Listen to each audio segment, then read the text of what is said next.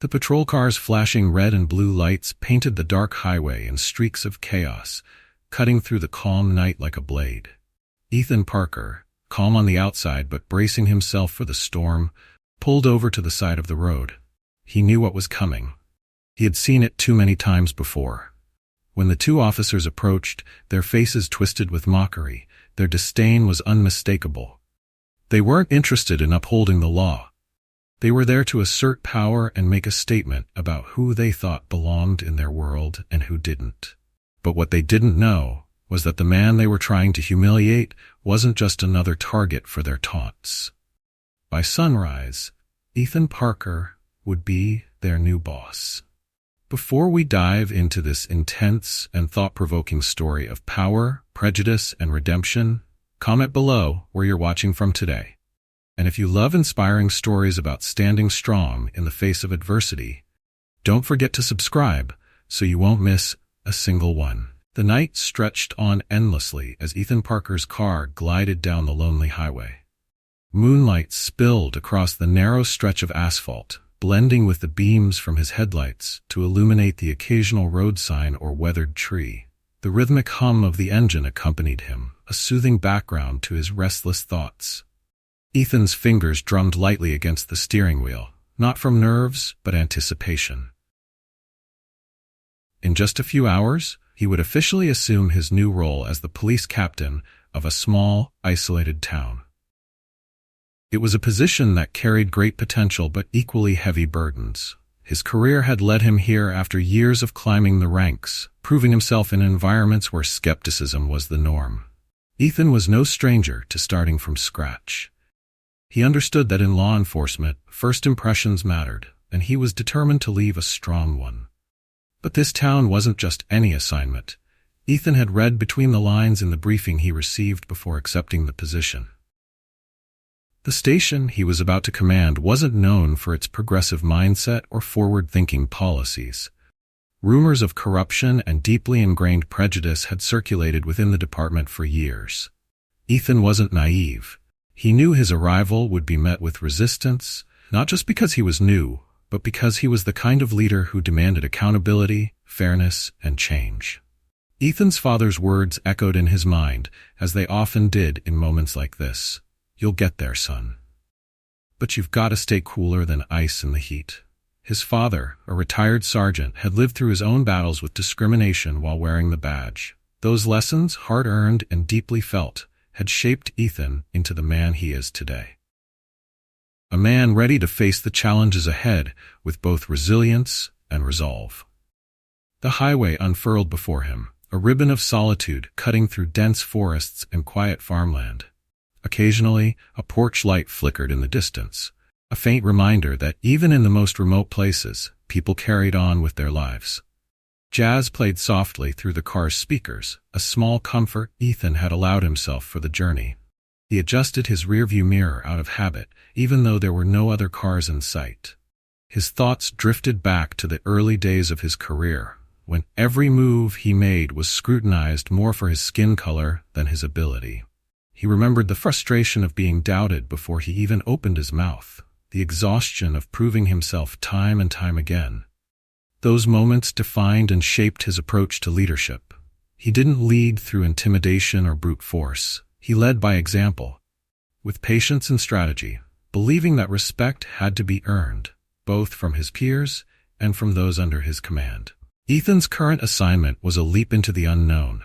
He had left behind a stable and respected position in the city to take on this challenge.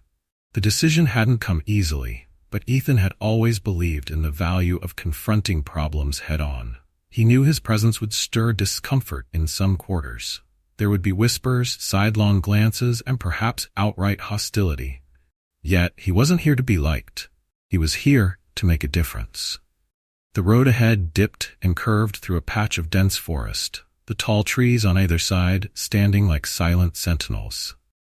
Ethan checked his GPS. 2 more hours to go. His fuel gauge hovered just above a quarter tank, and the thought of stopping for gas and coffee crossed his mind. Still, he hesitated. Something about this stretch of highway felt uninviting, like the kind of place where strangers were noticed and questions were asked that didn't need answering. As the miles passed, memories of past challenges resurfaced. He thought of the time a senior officer had conveniently misplaced important documents, leaving Ethan to take the blame for a mistake he hadn't made. Then there was the colleague who had subtly undermined him during a high-stakes case, only to later claim it was all a misunderstanding. Ethan had faced these moments with composure, never allowing his detractors the satisfaction of seeing him falter. "You can't let them break you," his father had told him during one of their long conversations. "They'll expect you to fold." Prove them wrong. The hum of the engine was steady, as was Ethan's resolve. He wasn't joining this department to make friends or seek validation. He was stepping into a role where he would have the authority to lead and the responsibility to confront a culture that had likely remained stagnant for far too long. The soft jazz on the radio came to an end, replaced by a faint static before the next track began. Ethan exhaled slowly, releasing the tension that had gathered in his chest. He wasn't nervous, not exactly. It was the kind of focused energy that came when you understood the stakes and knew there was no room for error. Up ahead, the faint glow of a gas station's neon lights came into view, buzzing faintly in the otherwise still night. Ethan debated whether to stop but decided against it. He had enough gas to make it to town, and he didn't want to break his momentum. The closer he got to his destination, the more determined he became. Whatever lay ahead, resentment, prejudice, or outright defiance, Ethan Parker was ready for it. He tightened his grip on the steering wheel, watching as the first hints of civilization appeared on the horizon. A distant water tower, a cluster of buildings silhouetted against the night sky. Tomorrow would mark the start of a new chapter, not just for Ethan, but for the department he was about to lead. He didn't know exactly what awaited him in the small town ahead, but one thing was certain. Change was coming, whether the officers at that station liked it or not. Ethan's focus was on the horizon, where the faint outlines of the town he would soon call home began to take shape. His thoughts swirled with plans for the station, for the changes he needed to implement. But then, flashing red and blue lights filled his rearview mirror, shattering the quiet resolve of the night. The sharp wail of a siren followed, cutting through the hum of the engine like a blade. Ethan's stomach dropped. Not out of fear, but frustration. He had been through this before. The sinking feeling was a familiar one, a weight he had carried far too often in his career. With a muted sigh, he flicked on his turn signal and guided the car to the shoulder, the crunch of gravel under his tires breaking the stillness of the night. He shifted into park, rested his hands on the steering wheel, and took a deep breath. The patrol car pulled in behind him, its lights still blazing. Ethan glanced into his side mirror as the driver's door opened. A tall, broad-shouldered officer stepped out, his silhouette sharp against the pulsating red and blue glow. The officer adjusted his belt and strode toward Ethan's window, every movement exuding an air of control and purpose. From the passenger side of the patrol car, a second officer emerged. This one, shorter but with a cocky swagger, took his time, circling around to the back of Ethan's car. His flashlight danced lazily over the vehicle's rear bumper, then up along the sides as if he were inspecting it for imagined faults. Ethan immediately recognized the dynamic. The tall officer, Officer Carter, was the enforcer, authoritative, aggressive, a man who enjoyed wielding his power. The other, Officer Blake, was the instigator, the one who lived for provocation, feeding off the discomfort of others. Ethan had seen it too many times before. The lead officer would command attention, while the backup officer added fuel to the fire with sneering comments and insinuations. Carter reached the driver's side window and rapped on it with the back of his knuckle a little harder than necessary. Ethan rolled the window down slowly, keeping his expression neutral. The officer leaned in, the brim of his hat partially obscuring his face, but not the sneer that tugged at his lips. "Bookmark, license and registration," Carter barked, skipping any pretense of a greeting. His tone was sharp, clipped, and carried an edge of hostility that went beyond the routine. Ethan complied silently, handing over his documents without a word. Carter snatched them from his hand, barely glancing at the license before turning his attention back to Ethan. "What brings you out on this road so late?" Carter asked, his eyes narrowing as he scanned Ethan's face. Doesn't seem like a car like this belongs to someone like you. Must have hit the jackpot somewhere, huh? The insinuation was as clear as the disdain in Carter's voice. Ethan fought the urge to sigh, instead keeping his tone calm and measured. Just heading into town for work, he said. Is there a problem, officer? Carter didn't answer immediately. Instead, he stared at Ethan, his expression hard, as though trying to decide just how far he wanted to push this interaction. On the other side of the car, Blake had moved closer, leaning against the passenger side door with an air of casual arrogance. Work? Huh? Blake chimed in, his voice thick with mockery. Let me guess, are you a motivational speaker or something? Driving this fancy car to tell people how to chase their dreams? He laughed, the sound grating and cruel. Ethan kept his gaze forward, refusing to take the bait. His patience was wearing thin, but he knew better than to show it. Any sign of frustration or defiance would only give them an excuse to escalate. Carter leaned in closer, invading Ethan's personal space. You're not from around here, are you? He asked, though it was more of a statement than a question. Where'd you come from? And what kind of work brings you to a place like this? Police work, Ethan replied evenly. The reaction was immediate. Both officers froze for a split second, their smirks faltering. But the moment passed quickly, and Carter's expression hardened into one of disbelief. Police work? Carter repeated, his voice dripping with sarcasm. What are you, a security guard? Crossing guard, maybe? Blake let out a loud laugh, shaking his head. Oh, this just gets better and better. Man thinks he's one of us. What do you think, Carter? Maybe he's here to teach us how to be sensitive. The words stung more than Ethan cared to admit, but he maintained his composure. Starting tomorrow, I'll be the captain of the police department in this town, he said, his voice firm but calm. You'll find out in the morning. Now, am I free to go? For the first time, Carter's smirk faltered completely. He straightened, staring at Ethan as if trying to determine whether he was serious or bluffing. The silence stretched between them, heavy with tension. Blake, however, wasn't convinced. He stepped closer, his grin widening. Captain? He repeated, laughing incredulously. Yeah, right? If you were the new captain, we'd know about it. Nice try, though. Ethan didn't respond. He knew there was no point in arguing with them. Instead, he kept his gaze steady, his expression calm, refusing to give them the satisfaction of a reaction. Carter's eyes darkened. He clearly didn't like being challenged, especially not by someone he had so obviously dismissed. After a moment, he shoved Ethan's license and registration back into his hands with an unnecessary amount of force. Get out of here, Carter muttered, his tone sharp. And don't let us catch you speeding, or next time it won't just be a stop. Ethan nodded once, pocketing his documents and rolling up the window. As he pulled back onto the highway, his grip on the steering wheel tightened.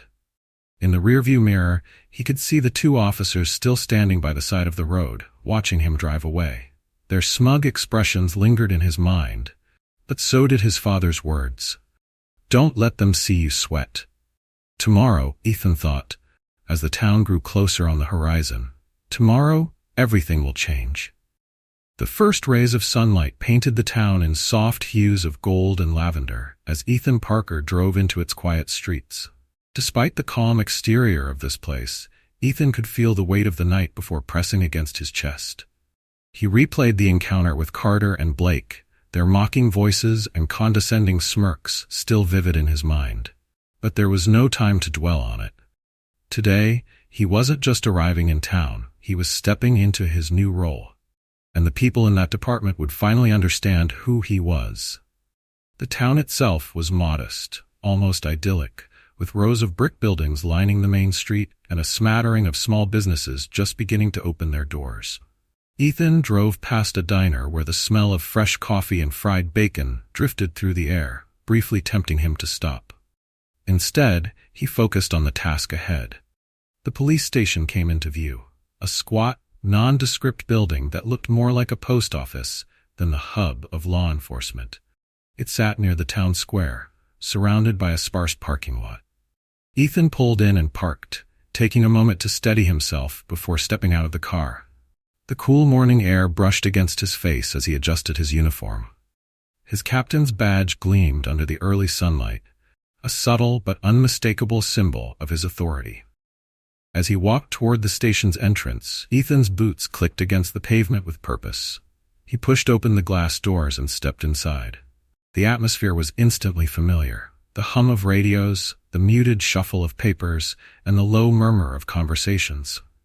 At the front desk, a young officer with sandy blonde hair looked up from his computer. His eyes widened slightly as he took in Ethan's uniform, the badge pinned to his chest, and the quiet confidence in his stride. Good morning, sir," the officer stammered, rising slightly from his chair. "You're Captain Parker, right? We weren't expecting you this early." Ethan offered a polite nod. "I like to be early," he replied, glancing around the station. It was small but efficient, with desks arranged in neat rows and a bulletin board cluttered with flyers and notices. A few officers were scattered throughout the room, sipping coffee or scanning reports. Conversations that had been easy and relaxed moments ago began to hush as Ethan's presence registered. And then he saw them. Carter and Blake stood near the far side of the room, their postures relaxed, their expressions still smug as they chatted by the bulletin board. They hadn't noticed him yet. Ethan took a moment to observe them.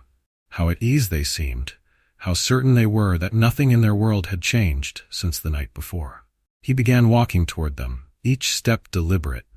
The sound of his boots against the tile floor seemed to echo louder with every stride, drawing attention from the other officers. Carter was the first to notice. His head turned slightly, and for a moment his expression remained neutral. Then recognition flickered in his eyes, and the color drained from his face. Blake noticed the change in his partner and followed his gaze. When his eyes landed on Ethan, his reaction was almost comical, a double take, followed by a flash of disbelief that quickly turned into discomfort. "Good morning," Ethan said evenly, his voice carrying just enough weight to cut through the silence in the room. "Officers Carter, Blake." Neither man responded immediately. They exchanged uneasy glances, their previous bravado replaced with something closer to dread. It was one thing to taunt a stranger on the highway, but it was another to realize that the same man now stood before them as their superior. Ethan let the silence linger for a moment longer, letting the tension settle like a heavy fog. Then, with a slight tilt of his head, he continued, "I believe we've already had the pleasure of meeting." Carter cleared his throat, his discomfort palpable. We didn't realize." "You didn't," Ethan interrupted smoothly, his tone sharp but controlled. "But you know now, don't you?" Blake shifted uncomfortably, his gaze dropping to the floor. Carter, still struggling to regain some semblance of composure, attempted a weak smile. "It was just a misunderstanding, Captain. We were only—" Ethan raised a hand, silencing him. "I don't want to hear your excuses," he said firmly. "What I care about is how things are going to be moving forward. As of today, I'm in charge, and things will change." The room was deathly quiet. The other officers exchanged glances, some curious, others cautious. Ethan could feel their stares, but he welcomed them. This was his moment to set the tone, to make it clear that he wasn't here to play games.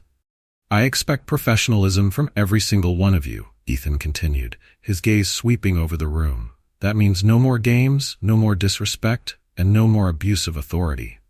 Understood?" The silence stretched, heavy and uncomfortable. Carter and Blake both nodded, though their expressions betrayed their resentment. Ethan didn't care. He wasn't here to be liked. He was here to lead. "Good," Ethan said, his voice steady.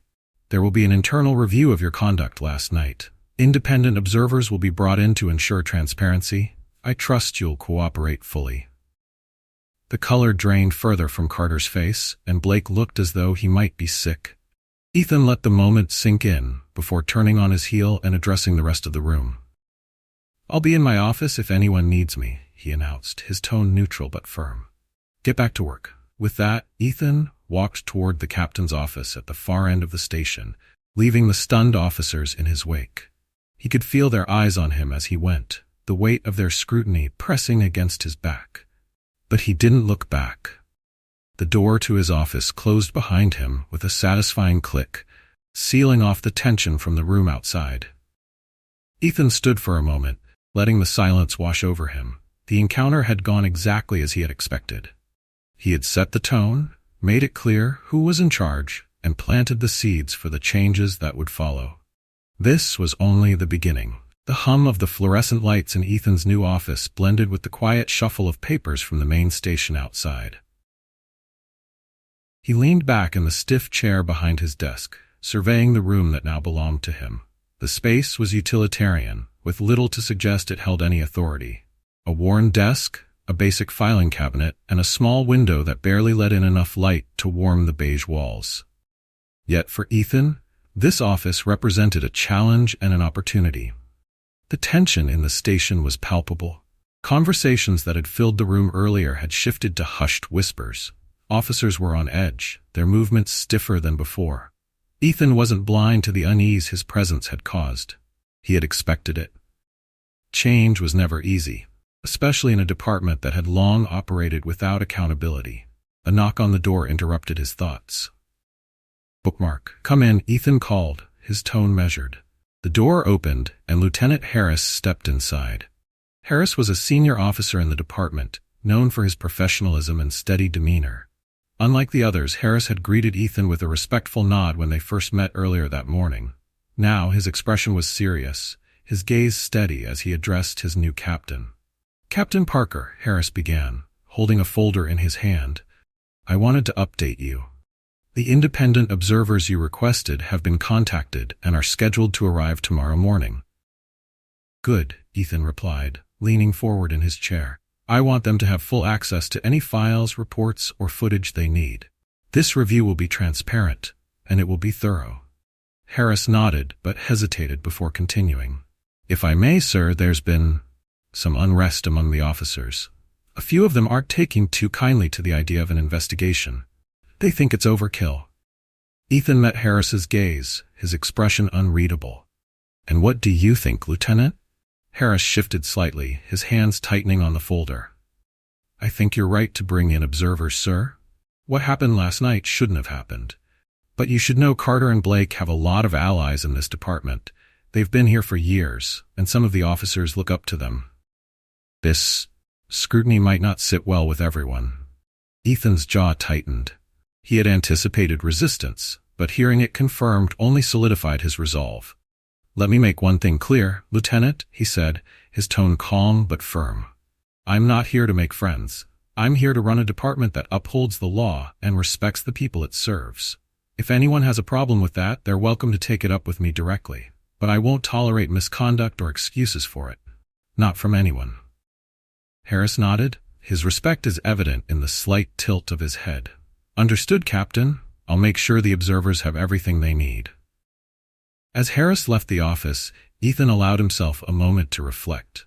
He appreciated Harris's candor, but it was clear that navigating the dynamics of this department would be as challenging as he'd feared. The old guard was entrenched, their loyalty to one another rooted in years of unchecked behavior. But Ethan wasn't here to preserve the status quo. He was here to dismantle it. The rest of the day passed with deliberate slowness. Ethan kept his door open, listening to the station as it adjusted to his presence. He heard snippets of conversations, officers grumbling about the investigation, others muttering about Carter and Blake's humiliation that morning. The atmosphere was tense, with the station caught in an uncomfortable limbo between the old ways and what Ethan represented. At one point, Ethan stepped out of his office and walked through the station, his presence quieting the murmurs like a ripple cutting through still water. He stopped at the break room, where a small group of younger officers sat sipping coffee and talking in low tones. As he entered, their conversation halted abruptly, the air in the room growing awkward. One of the officers, a woman with dark hair pulled into a ponytail, smiled nervously. "Good morning, Captain," she said, her voice hesitant. Ethan nodded, pouring himself a cup of coffee. "Morning," he replied. "Don't stop on my account. I'd like to hear what you're all discussing." The officers exchanged glances, unsure of how to respond. Finally, the woman spoke again. "We were just talking about the morning briefing, getting ready for the day." Ethan sipped his coffee, watching them carefully. "Good," he said after a moment. "I'll see you all there." He left the room, his mind already racing through the day's agenda. There was so much to do, policies to review, procedures to streamline, and most importantly, a culture to change. It wouldn't happen overnight, but Ethan was committed to the long game. Back in his office, Ethan began reviewing the department's internal files. He scanned reports and incident logs, his sharp eyes catching patterns that confirmed what he had suspected. There were too many cases of questionable conduct and too many complaints from civilians that had been dismissed or swept under the rug. It painted a clear picture of a department that had operated without accountability for far too long. A knock on his door broke his concentration.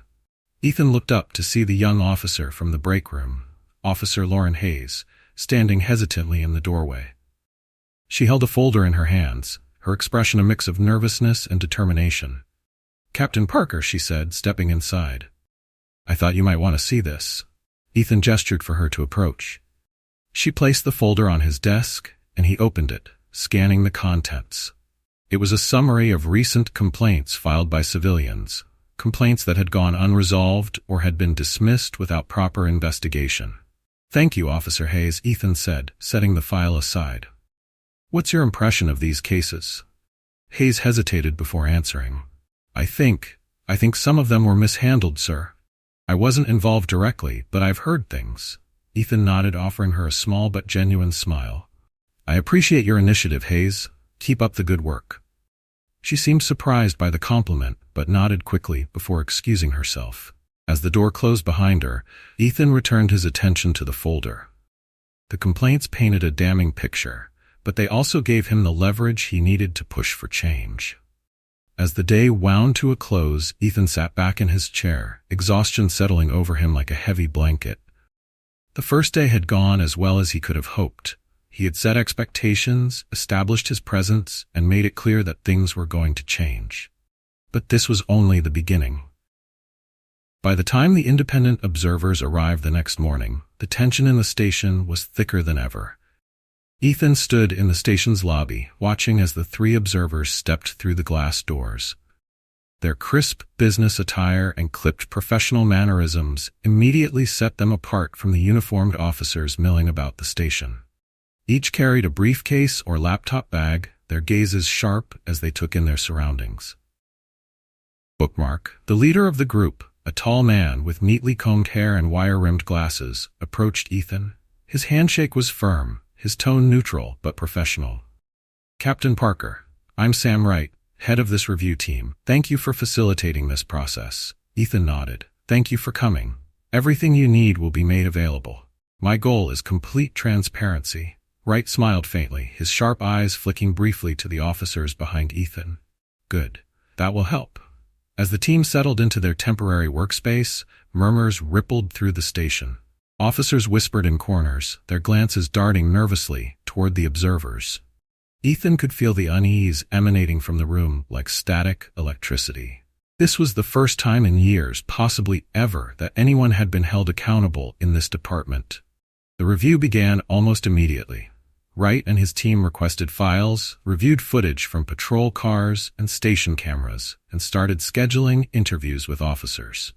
Ethan stayed out of their way, trusting the team to do their work. He had no interest in micromanaging them. Instead, he focused on maintaining the station's operations, ensuring that the day's responsibilities didn't falter under the weight of the investigation. It didn't take long for the pressure to start revealing cracks in the department. Officers like Carter and Blake were visibly agitated, their usual smugness replaced by strained expressions. Carter, who had swaggered through the station with an air of invincibility the day before, now moved stiffly, his shoulders tight with tension. Blake, ever the instigator, had grown quieter. His attempts at casual jokes met with silence from his colleagues. Midway through the morning, Ethan stepped out of his office to check on the observer's progress. Wright was seated at a desk in the corner, typing rapidly on a laptop. He looked up as Ethan approached. "Captain Parker," Wright said, leaning back in his chair. "We've already uncovered some troubling patterns. There are repeated complaints against certain officers, many of which appear to have been ignored or dismissed without proper investigation. I assume you're aware of this?" Ethan nodded, his expression grim. "I had my suspicions. That's why I requested your team." Wright studied him for a moment before nodding. "Good. It takes leadership to address these issues, especially in a department with a culture like this one. Not everyone would take the risk." Ethan's jaw tightened. It's not a risk, it's a necessity. Wright's faint smile returned. Well said. By midday, it was Carter and Blake's turn to be interviewed. Ethan watched from his office window as they were escorted to the interview room by one of the observers. Carter's jaw was set, his fists clenched at his sides. Blake followed behind, his usual cocky swagger replaced by a nervous shuffle. The door to the interview room closed behind them, sealing them off from the rest of the station. Ethan couldn't hear the questions being asked or the answers being given, but he could imagine the tension in that room. He had no doubt that Carter and Blake would attempt to downplay their actions, framing the previous night's incident as a misunderstanding or a harmless joke. However, the evidence was clear, and Ethan trusted the observers to see through any attempts at deflection. Hours later, when the observers finally emerged, their expressions were grim but composed. Wright approached Ethan in the hallway, his laptop tucked under one arm. "Captain Parker," Wright said, his tone measured. "Based on the interviews and evidence we've reviewed, it's clear that Officers Carter and Blake engaged in inappropriate conduct during last night's traffic stop. Their behavior violated department policy and reflected poorly on the department as a whole." Ethan nodded, already expecting the verdict. "What disciplinary action are you recommending?" "At a minimum, they should receive formal reprimands and be placed on temporary suspension," Wright replied. "Additionally, they'll require mandatory training on ethics and professional conduct. We'll leave it to you to determine if further action is warranted." Ethan considered this for a moment before responding. "Thank you. I'll ensure it's handled appropriately." The station was buzzing with tension as word of the disciplinary action spread. Some officers muttered their discontent, their voices low but filled with resentment. Others remained silent, burying themselves in their work. A handful of younger officers, those who hadn't yet been entrenched in the old ways of the department, seemed cautiously optimistic. Ethan moved through the station with quiet authority, making it clear that he wasn't rattled by the growing unrest. He stopped briefly in the break room, where Officer Lauren Hayes sat nursing a cup of coffee. "Captain," she said, straightening in her chair as he entered. "At ease, Hayes," Ethan replied, pouring himself a cup of coffee. He leaned against the counter, glancing at her. "How are you holding up?" Hayes hesitated before answering. "It's tense, sir. Some of the older officers aren't happy about what's happening, but I think it's overdue." Ethan nodded, his respect for Hayes growing. "Change always comes with resistance," he said, "but that doesn't mean it's not worth pursuing." She smiled faintly. "Yes, sir." Later that afternoon, as Ethan reviewed the formal disciplinary notices for Carter and Blake, a knock at his office door drew his attention. "Come in," he said. The door opened to reveal Lieutenant Harris, his expression unreadable. "Captain," Harris began, stepping inside. "I thought you should know. There's been talk. Carter and Blake have connections that are higher up the chain. They're already making noise about how they've been treated." Ethan leaned back in his chair, his gaze steady. "Is that a warning, Lieutenant?" "No, sir," Harris said quickly. "Just an observation. They've been in this department a long time. They know how to play the game." Ethan's lips pressed into a thin line. Then they'd better prepare to lose. "This station isn't going back to the way it was. Not today. Not ever. If they want to challenge me, they're welcome to try.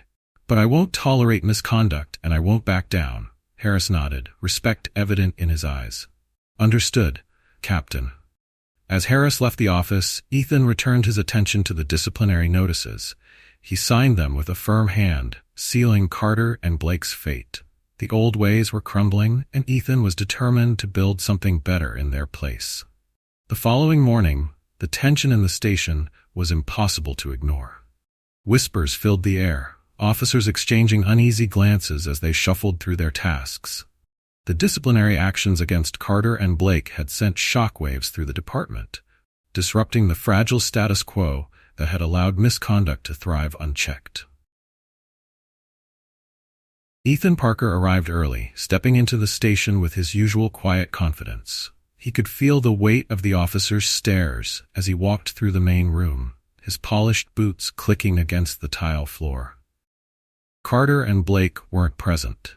Their suspension notices had been delivered late the previous evening, and they had been officially placed on temporary leave. The station felt different without them. Their absence, while momentary, left a gap that seemed to amplify the unease hanging over the department. Ethan entered his office and closed the door behind him, setting his coffee on the desk. He leaned back in his chair, taking a moment to gather his thoughts. The past 2 days had been a whirlwind of tension and confrontation, but they had also marked the beginning of something important. For the first time in years, the department was being held accountable for its actions. A knock at the door broke Ethan's moment of reflection. "Come in," he called. The door opened, and Officer Lauren Hayes stepped inside, a folder tucked under her arm. She looked slightly nervous, but there was a determination in her expression that Ethan had come to admire. "Captain Parker," Hayes began, "I wanted to follow up on the complaints file I gave you yesterday.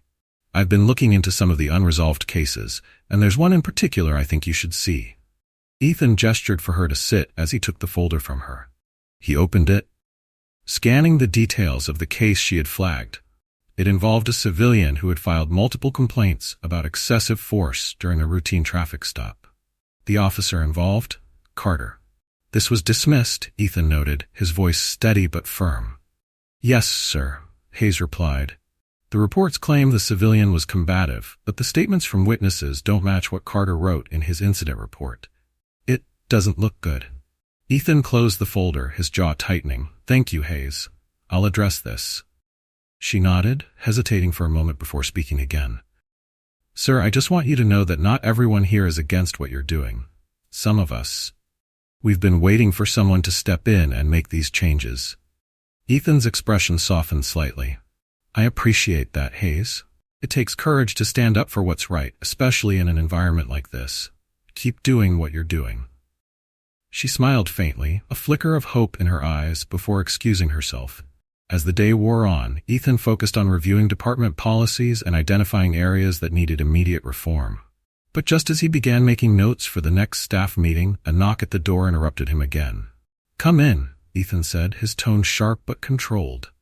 This time, Lieutenant Harris stepped inside, followed closely by 2 senior officers Ethan hadn't interacted with much yet. Their body language was stiff, their expressions guarded. "Captain," Harris began, "these are Sergeants Whitaker and Cole. They wanted to speak with you." Ethan gestured for them to sit, but they remained standing. Whitaker, a man with graying hair and a stocky build, cleared his throat. "We've been with this department a long time, Captain," Whitaker began, his voice measured but tinged with defensiveness. "And while we respect your authority, some of us are concerned about the direction things are heading. Carter and Blake might have made mistakes, but suspending them like this, it's stirring up resentment. The way things have been done around here has worked just fine for years." Ethan leaned back in his chair, his expression unreadable. "Has it?" he asked, his tone calm but pointed. "Because from what I've seen, this department has a long history of ignoring misconduct and mistreating the community it's supposed to serve. That's not working just fine. That's a problem." Whitaker shifted uncomfortably, but it was Cole, a wiry man with sharp eyes, who spoke next. "With all due respect, Captain, changes like this are bringing in observers and suspensions, and it's going to alienate the rank and file. You can't lead if you don't have their support." Ethan's gaze hardened. Leadership isn't about appeasing everyone. It's about doing what's right. If holding officers accountable for their actions makes them uncomfortable, then that's a discomfort they'll have to face. "I didn't take this job to maintain the status quo. I took it to fix what's broken." For a moment, the room was silent, the tension thick enough to cut with a knife.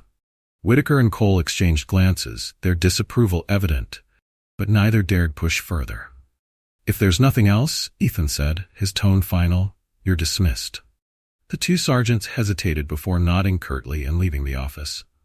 Harris lingered for a moment, his expression thoughtful. "You handled that well, Captain," Harris said. Ethan exhaled quietly, leaning forward in his chair. "It's not about handling them. It's about making them understand that this isn't about me. It's about the department and the community it serves. If they can't get behind that, they're welcome to find work elsewhere." Harris nodded, a faint smile tugging at the corner of his mouth. "Understood." The rest of the day passed in a blur of meetings, paperwork, and quiet observations. Ethan made it a point to engage with the younger officers, including Hayes and a few others who showed promise. He offered guidance where needed, asked about their cases, and made it clear that he was there to support them. Slowly but surely, Ethan could feel a shift beginning. It was subtle, barely noticeable, but it was there. Officers like Hayes seemed more confident and more willing to speak up. Others, who had initially kept their distance, were starting to approach him with questions or updates. By the time the sun began to set, the station was quieting down for the evening. Ethan sat in his office, reviewing the file of unresolved complaints Hayes had brought him earlier.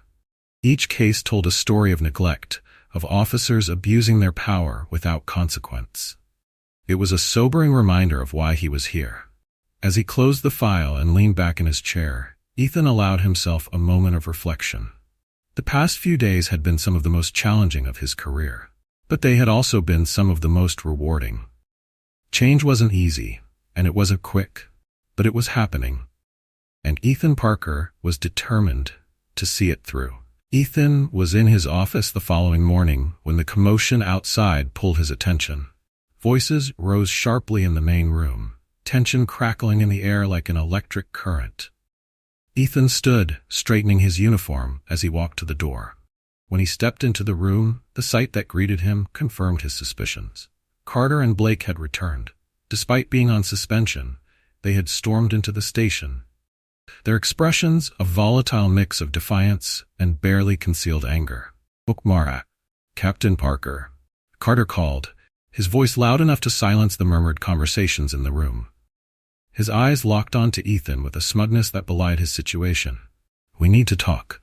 Ethan's calm demeanor didn't waver. He stepped forward, his boots clicking against the tile, and stopped a few feet from the two suspended officers. Around them, other officers watched with a mixture of curiosity and unease, the room holding its collective breath. "You're not supposed to be here, Officers Carter and Blake," Ethan said, his tone even but firm. "You're on suspension. I suggest you leave before this situation escalates further." Carter smirked, crossing his arms. "Oh, it's already escalated, Captain. We've spoken to some of our friends higher up the chain, and they're not too happy with how you've been running things here. In fact, they're considering bringing in someone else, someone who knows how to handle a station like this." Blake, standing slightly behind Carter, chuckled darkly. "That's right. You might want to think twice before you keep pushing people around. Some of us aren't going to take this lying down." Ethan tilted his head slightly, his gaze sharp as it shifted between the two men. He could feel the weight of the officers' stares behind him, their anticipation thick in the air. This was a moment of truth, not just for Carter and Blake but for the entire department. "I see," Ethan said finally, his voice calm. "You think you can use your connections to undo the changes happening here. You think pulling strings will bring back the old ways, the lack of accountability, the abuse of power. Let me be very clear. Those days are over." Carter's smirk faltered slightly, but he quickly recovered. "You think you're untouchable, Parker? You're just one man. We've been here for years. This department runs on loyalty, and you're not part of the club." Ethan stepped closer, his voice dropping just enough to cut through the tension. "This department runs on the law, Carter. And loyalty to corruption, misconduct, and prejudice isn't loyalty at all. It's cowardice. If you think your friends in high places can shield you, you're welcome to try. But make no mistake, if I catch even a hint of misconduct from either of you going forward, you won't just be suspended, you'll be out. Permanently." The room was silent, the weight of Ethan's words sinking in. Carter and Blake exchanged a glance, the bravado in their expressions dimming ever so slightly. Blake opened his mouth to respond, but Ethan raised a hand, silencing him. "You're both dismissed," Ethan said, his tone final. "Leave this station immediately, or I'll have you escorted out." For a moment, it seemed as though Carter might push back further, his defiance flickering stubbornly in his eyes. But then, slowly, he stepped back, his jaw tight. Blake followed suit, muttering something under his breath. As the two men turned and left, the room seemed to release the breath it had been holding. The officers who had been watching the confrontation quickly turned back to their work, though the air was still charged with the aftermath. Ethan stood for a moment, his posture steady, before turning and walking back to his office. He closed the door behind him, exhaling slowly as he leaned against the desk. The confrontation had gone as expected, a necessary battle in the larger war for the department's integrity. The rest of the day passed with an undercurrent of unease. Ethan could sense the officers' wariness as they moved through the station. Carter and Blake's actions had created ripples that would take time to settle, but Ethan knew he had made his stance clear. There would be no turning back. Ethan spent the afternoon meeting with Lieutenant Harris and the younger officers, including Officer Lauren Hayes, to discuss the next steps. He outlined new policies aimed at improving transparency and accountability, focusing on rebuilding trust both within the department and with the community it served. Change doesn't happen overnight, Ethan said during the meeting, but it starts with us. Every decision we make and every action we take sets the tone for the future of this department. I need all of you to be part of that change. Hayes nodded, her expression resolute. We're with you, Captain. Harris added, the department's been broken for a long time, but I think people are starting to see the cracks. It's going to take time, but I believe we can rebuild. Ethan appreciated their support, but he knew the road ahead would still be fraught with challenges. Resistance was inevitable, especially from those who had thrived under the old system. But he was ready for the fight. The following day, Ethan called a department-wide meeting. Every officer, from rookies to veterans, gathered in the station's briefing room, their expressions a mix of curiosity and tension. Ethan stood at the front of the room, his presence commanding but calm. I know there's been a lot of change in the past few days, Ethan began, his voice steady, and I know not all of you are happy about it. But let me remind you of something. Our job is to serve and protect this community. Not ourselves, not our egos, and certainly not outdated systems that allow misconduct to flourish. He paused, letting his words sink in before continuing. Officers Carter and Blake have been suspended because their actions violated the trust this community places in us. That trust is sacred, and it's not optional. If anyone here has a problem with that, you're welcome to speak with me directly. But know this, under my leadership, this department will operate with integrity, fairness, and accountability. If you can't get behind that, then this isn't the place for you. The room was silent, the weight of Ethan's words hanging heavy in the air. He scanned the faces before him, noting the range of emotions, defiance, frustration, and even a hint of understanding. This isn't about punishment, Ethan continued. It's about creating a department we can all be proud of. A department the people of this town can trust. Change is never easy, but it's necessary. And it starts with us. As the meeting concluded, the officers filed out quietly, their expressions contemplative. Ethan remained at the front of the room, watching them go. He knew the battle wasn't over, but for the first time, he saw glimmers of hope in the faces around him. The station had grown quieter over the next few weeks, though not in the way it had before. The air was no longer thick with defiance or tension. Instead, it carried something subtler, a sense of cautious optimism, a curiosity about what this new era under Captain Ethan Parker might bring. Ethan had spent the past several days deeply immersed in the day-to-day workings of the department. He walked the halls, engaging with officers directly, taking mental notes about who seemed willing to adapt and who clung stubbornly to the old ways. Some faces still bore the shadows of resentment, Carter and Blake's allies, who regarded Ethan with wary eyes. But others, like Officer Lauren Hayes, were slowly emerging as champions of change. Ethan's approach to leadership wasn't about sweeping speeches or grand gestures. It was methodical and deliberate. He reviewed policies, overhauled outdated procedures, and implemented mandatory training sessions on ethics and professional conduct. One of his first priorities was addressing the civilian complaints that had been buried for years. Ethan worked closely with Lieutenant Harris and a small team of younger officers, including Hayes, to reopen cases that had been dismissed unfairly. One particular case stood out. A local man, Darnell Simmons, had filed multiple complaints about being harassed by officers during routine traffic stops. Each complaint had been quietly dismissed, despite clear evidence that Simmons was being targeted without cause. Ethan called a meeting with Harris and Hayes to discuss the case. This isn't just about resolving one complaint, Ethan said, his tone measured. It's about sending a message to the community and to this department. We don't sweep things under the rug anymore. Not under my watch. Harris nodded, agreed. We'll need to follow up with Simmons directly and make it clear that we're taking his concerns seriously. It's going to take time to rebuild trust, but this is a good place to start. Hayes added, I've already pulled the incident reports from the stops. Carter's name is on most of them. Ethan's jaw tightened. Of course it is. Let's move on this quickly. The community needs to see that we're serious about accountability. 2 weeks after their suspension began, Carter and Blake returned to the station. The disciplinary actions against them hadn't been mere formalities. They'd been required to attend multiple sessions on ethics and professionalism and complete an extensive review of department policies. When they walked into the station, their usual swagger was noticeably muted.